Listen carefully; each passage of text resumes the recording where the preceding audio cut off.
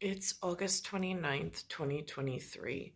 I found Josh Gates with the Expedition Unknown Explorers Club.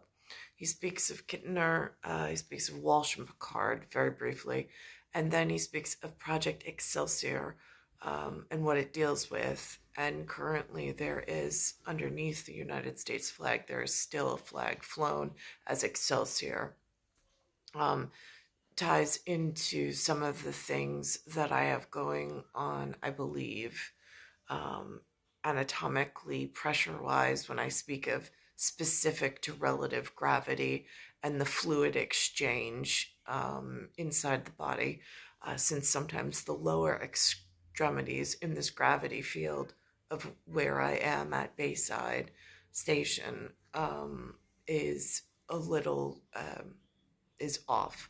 Sometimes the feet look blue purple. Sometimes there's this like yellowish on the bottoms of the feet, almost like the circulatory system is not working appropriately. And in here, I heard that when he was pushing the thresholds of space and trying to perform that space suit or invent the spacesuit, he also, when he was being brought up, his normal hand, when he hit certain altitudes, all of a sudden the normal hand started swelling inside because he didn't have the bladders pushing against his anatomical feature of a hand. And so scientifically, that was already documented. While I'm experiencing whatever I'm experiencing here in this area. Not to such a extreme level, but it is interfering with tissue and the movement of fluids. I know I'm not the only one experiencing it, but I'm trying to put it into words and document that I know others have already performed science research, science data, and they know about it, because I'm also having trouble finding a doctor to treat, even though there's plenty of research on the books, plenty of patients, plenty of time spent, and they're able to cure some. Why I'm not receiving the same level of care. This club have dived as deep as you can dive and climbed as high as you can climb. But there's up, and then there's way, way up. I'm talking about the threshold of space, the highest point above the Earth where you haven't quite kissed gravity goodbye. The same year that Walsh and Picard made history, a guy named Joe risked his life flying to that spot in a balloon. Then he did something even crazier. He jumped. The date, August 15th, 1960. At Holloman Air Force Base in New Mexico, Explorers Club member Joe Kittinger prepares for a mission so dangerous, it defies comprehension. Hey, Joe, looking good. Roger that, Doc. Now, it says here, Project Excelsior. They still fly a flag saying Excelsior. It's also on the license plates. Even though I'm state of New York, this is state of New Mexico, they're saying. Not sure how that's relevant. This is it, huh? This is it. You sure it's gonna hold up? It should hold. It should. It'll hold. Kittinger is the top test pilot of Project Excelsior, a research study for America's fledgling space program. Its goal is to see if pressure suits can protect astronauts from the harsh environment of space, and if a man can safely eject from a spacecraft at high altitudes. Joe isn't a household name like John Glenn or Neil Armstrong, but what he's about to do will pave the way for the future of America's space program. How high are we going to get? So he's not a household name, according to this. Again, he wasn't one of the 7, but it still exists in using these pressure suits and this analogous in what's going on. Target altitude is 102,000 feet. No pressure. Yeah, literally no pressure. The plan is to ascend 19 miles to the edge of space. then attempt history's longest free-fall parachute jump. Project Excelsior's head, Dr. John Stapp, knows he's asking a lot of Joe, but nothing crazier than he's asked of himself. In the 1950s, Stapp volunteered for a series of rocket sled trials testing pilot safety equipment. In 29 runs, he broke his ribs, tailbone, and wrist.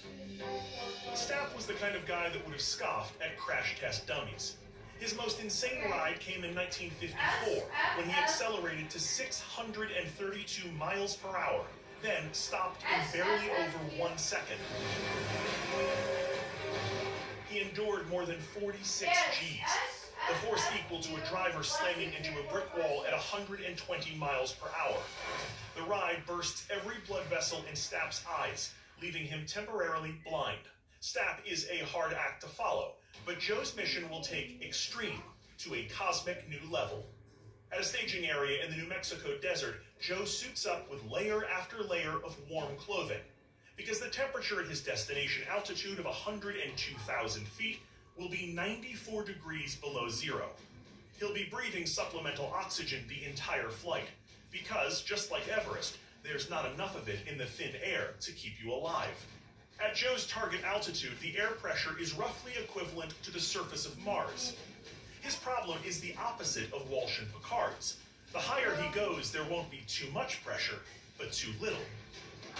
This means that equally crucial to Joe's survival is his pressure suit, which contains multiple inflatable bladders that will press tightly around his body, compensating for the near zero air pressure at high altitude. Above 50,000 feet, there is so little pressure that without protection, your blood circulation will slow to a crawl, and your body will swell up like a balloon.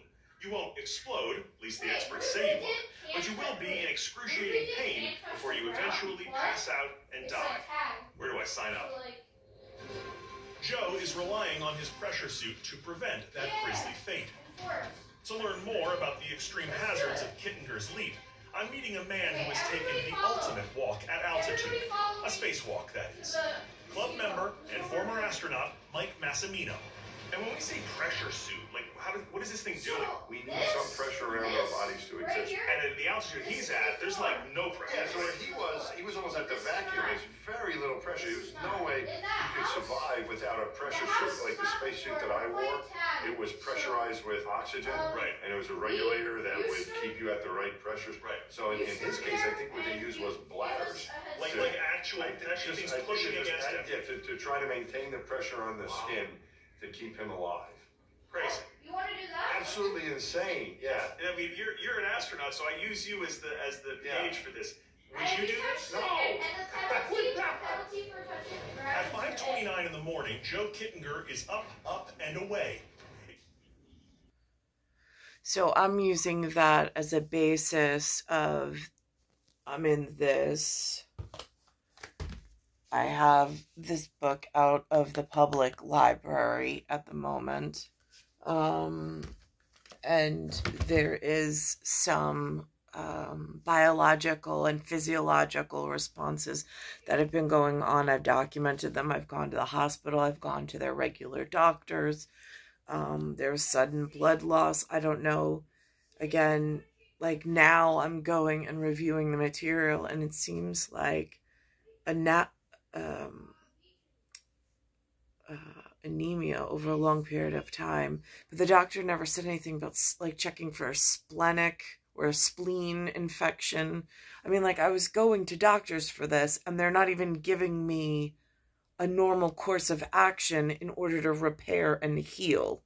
They just keep sending me back out into like danger, essentially, with no remedies, but billing the insurance and making sure I'm coming back, prescribing medication like thyroid medication when I clearly don't have a thyroid disorder.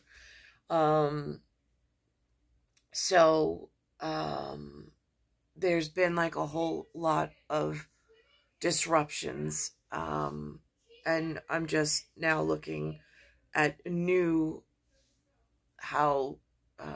symptomatic things that have come up, which is my weight, this sudden weight gain, since moving back into the Queens area, where they moved me out of to put me at 3 Glen when I was in elementary.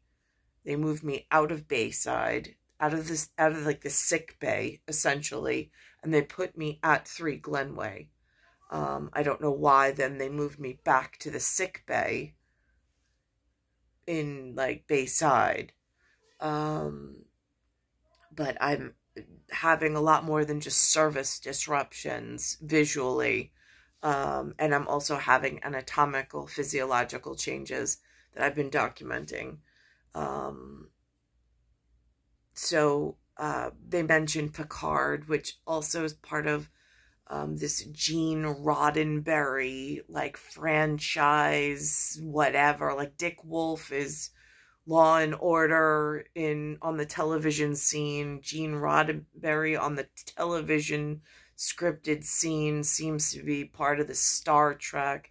I'm not sure how that goes with SCC, NCC, and GCC. I'm not quite sure how that all integrates. That's like a new level of consciousness that I just discovered on the television in, like, I don't know if that's the trendy way of speaking, but it seems pertinent. So it's star 1978, star 8378, Nicole Cattaruzza. So there's that discovery of this Excelsior bed, which again, I have this flag in the local area by the station, by the train station, which is LIRRMTA. And just below that, for a while, there was a Queensboro flag flying, which looked very similar to, say, Beppe, where Beppe went. But now that's gone, and now it's just an Excelsior flag. And I don't know what happened to the Queensboro flag. But I'm still here, and I'm still experiencing some of these anatomical changes without access to the correct level of healthcare. It's star 1978, star 8378, Nicole Cattaruzza. And also, I have this piece of the biological clocks with synchronicity in calcaneus calculus. It seems incredibly important. But that goes into a whole nother thing at, like, Gateway.